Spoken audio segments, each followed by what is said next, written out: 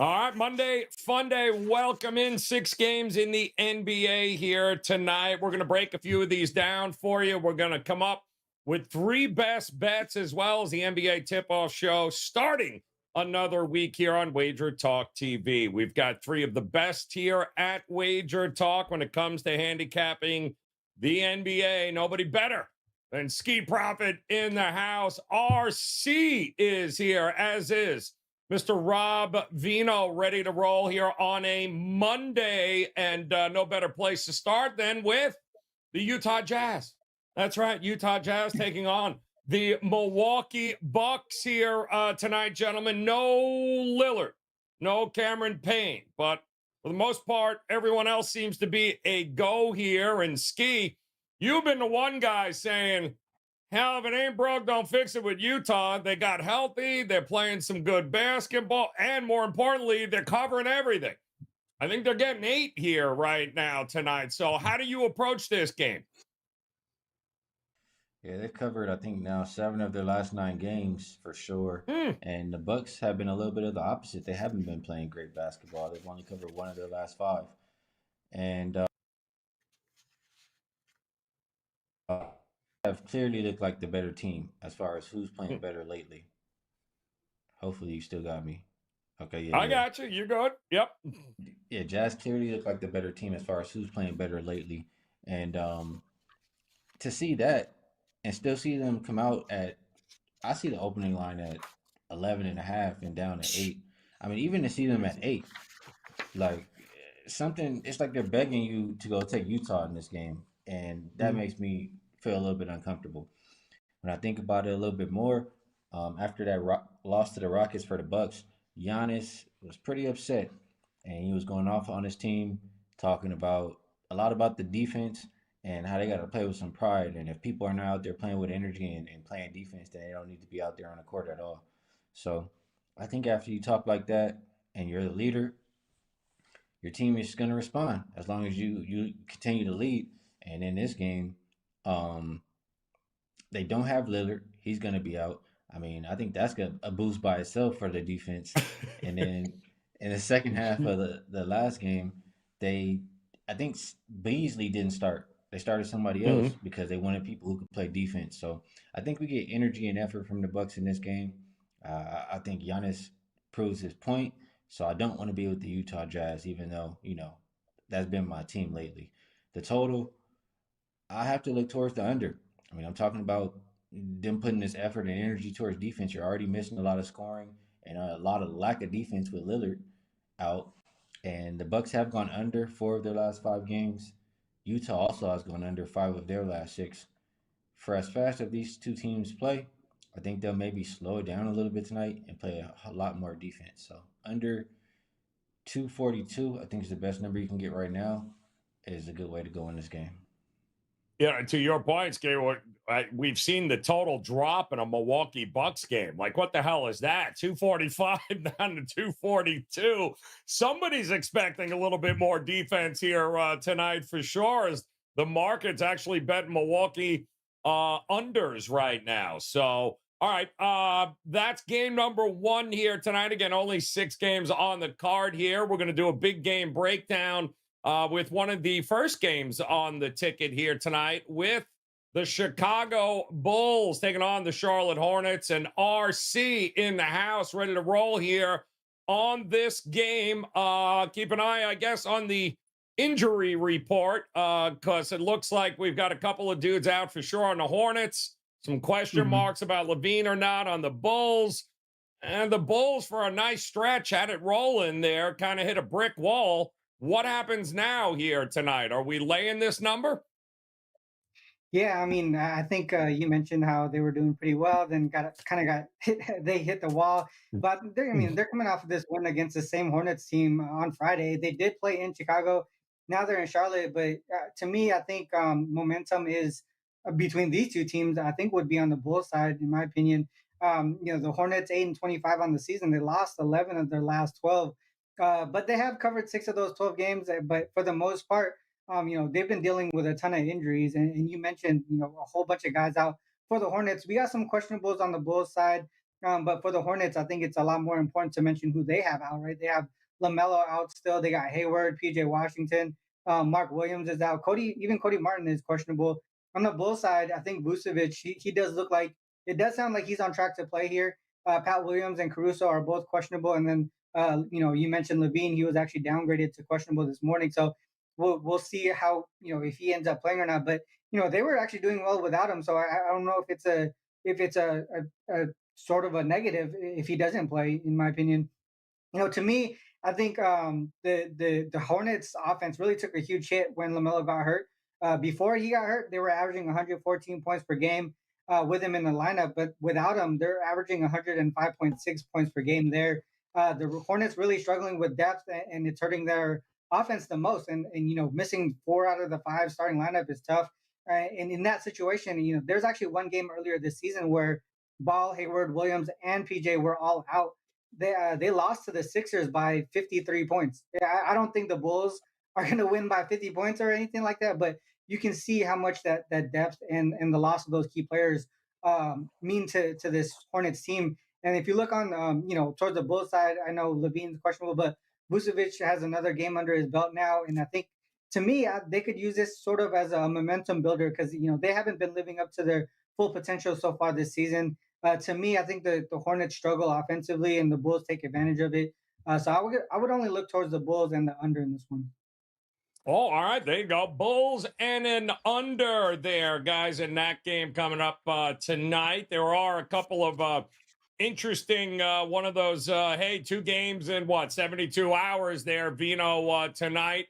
Because I feel like I just saw this game because, well, we did. Boston back at Indiana here tonight.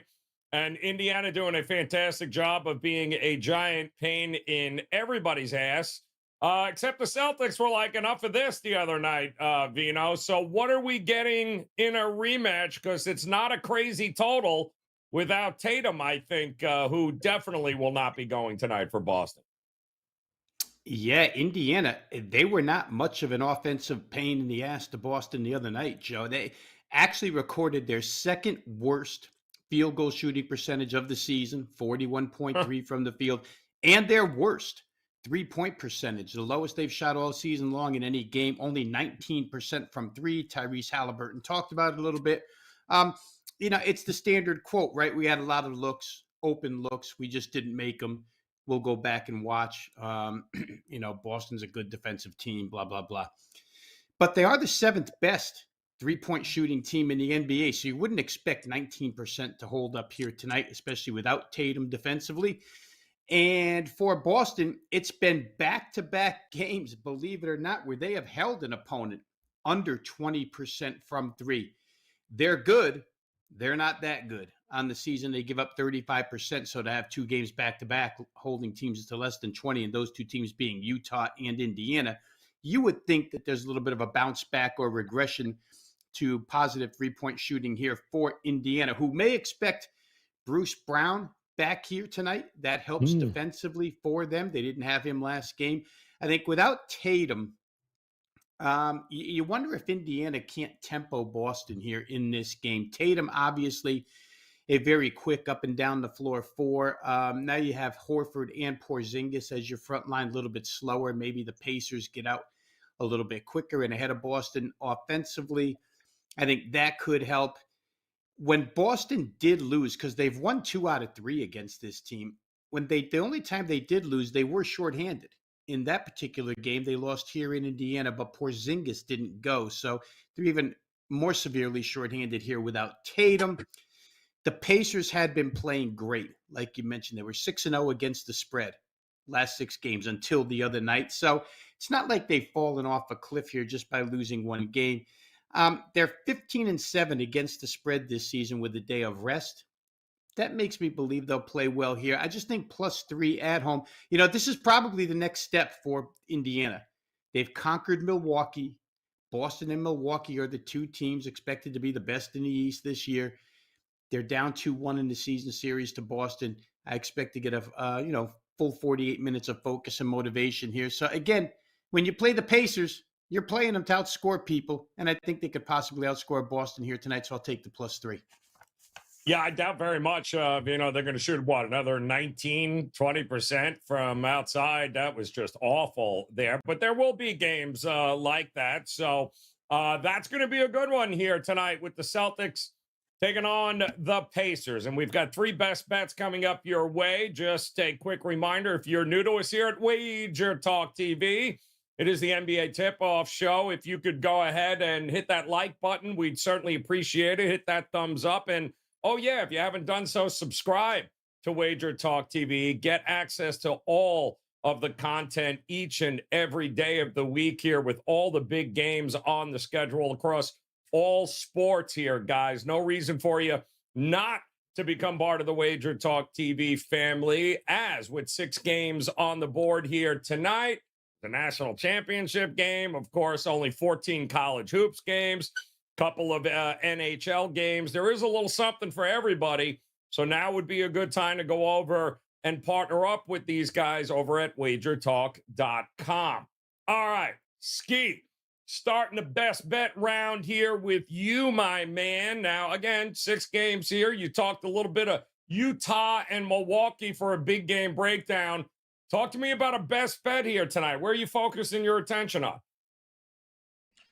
Yeah, I am gonna go to OKC and Washington. And this one, I'll keep it fairly simple because I know a lot of people are not gonna like this one. It's very ugly. Uh-oh. But I like the Washington side. Woohoo! And I know they haven't been playing the best basketball lately. But I just look at OKC and they haven't been playing their best basketball either. They're coming off back-to-back losses. And the stats that I care about, last 5 game stats, telling me how these teams have been doing lately. This is the red flag right here. OKC has been a worse defensive rated team than Washington. We all know how bad Washington is on defense, but if you're playing worse than them, you have no business laying double digits. How can you be expected to win by margin if you're not getting any stops? So that's my thought process here. And OKC does have 2 days of rest compared to 1, but I think 1's enough for Wizards to get the job done. So Wizards plus 11 is what I'll go with here today. Yeah. Kind of hard to pull away from a team that loves to score in transition, and you ain't stopping anybody. So that's a lot of points there for Washington here tonight. Oh, yeah, the contrarian gods just texted me. They said they like your play here tonight, Skee. So interesting stuff there. There we go. The gods hanging out here tonight, taking a seat there. Nobody knows that better than RC here. Ronald Kabang ready to roll tonight in the association. But how about a best bet here, my man? Are you coming down to my neck of the woods? Yeah, I'm going to that Rockets Heat matchup there. Their current form doesn't show it, but the Rockets have been primarily an under team this season. One thing I looked at specifically was the Rockets when they're rested on the road, and the total is fairly low. Like the books expect a lower scoring game. I checked under 225 total in that situation, 4-1 to the under. The only reason one of them went over was because that game that went over in overtime. On the Heat side, they've gone under in 5 straight games. They're showing their defense there. They're 8-2 to the under in non-conference games as well, averaging a combined 215.5 points per game in that situation. Only going over the current total 220 3 times out of those 10 games, and all 3 of those games that went over the 220 mark, the total for the game was actually under 220. So above 220. To me, I think the market has this one wrong. I think the total is going in the wrong direction. It probably has to do with Dylan Brooks being out for Houston, but I still like the under here, 220. Love it. Under it is. It ain't broke, don't fix it, like you said here. So certainly the pace will be slow enough there to be able to get that thing under as well. All right, so 2 best bets here. One absolutely disgusting. The other one, though, very understandable there in Miami. That means Rob Vino stepping up here with a best bet here tonight. Where are you looking here on the board for us? Well, I guess I'm looking to complete a parlay with what Skee had to say about the Oklahoma City Washington game, because I focused on the total here for the best bet, 246.5, playing it over.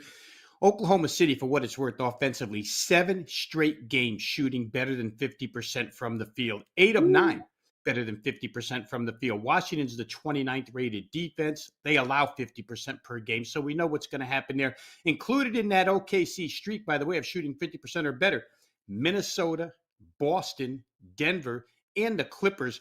3 of those teams are top 5 defensive field goal percentage in the league. The other one, Denver, is 11. So we like OKC offensively here.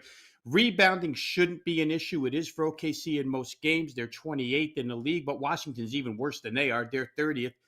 And then to really complete this and sum it up, Joe, Washington's had about 3 offensive games where they've struggled a little bit now in a row, and I expect a little bit bounce back against this Oklahoma City defense that Skee mentioned. Give me up and over 246.5. Love it. Makes total sense here, guys. There you go. One more time. Take a look here as Miami and Houston under 220 for RC here tonight. Skee going ugly. 10.5 there. Damn. I was getting disgusting, but he's still going with him. And the contrarian gods agree. And Rob Vino, he likes ugly because he's going up and over that total as well, 246.5. And of course, guys, time is running out on the New Year's sale. You can partner up with any one of these guys for 37 straight days of all access. That's right, 37 straight days of all access, all sports, every play, yours for one low price. All you have to do is visit these guys. No coupon needed. Head over to their page at WagerTalk.com, whether it be Skee Profit, whether it be Ronald Kabang, or Mr. Rob Vino. A little something for everyone on the menu here tonight. Hope you guys will come back. Join us again tomorrow. Much bigger slate in the association. And, of course, we'll have you covered with the contrarian gods back in action once again tomorrow. But until then, we appreciate the time. And if you want more of the content when it comes to head-to-head matchups for tonight's card across all the sports, click on that video on your screen right now and hit the subscribe button and become part of the Wager Talk TV family. Until tomorrow, best of luck with your plays. We'll see you again soon.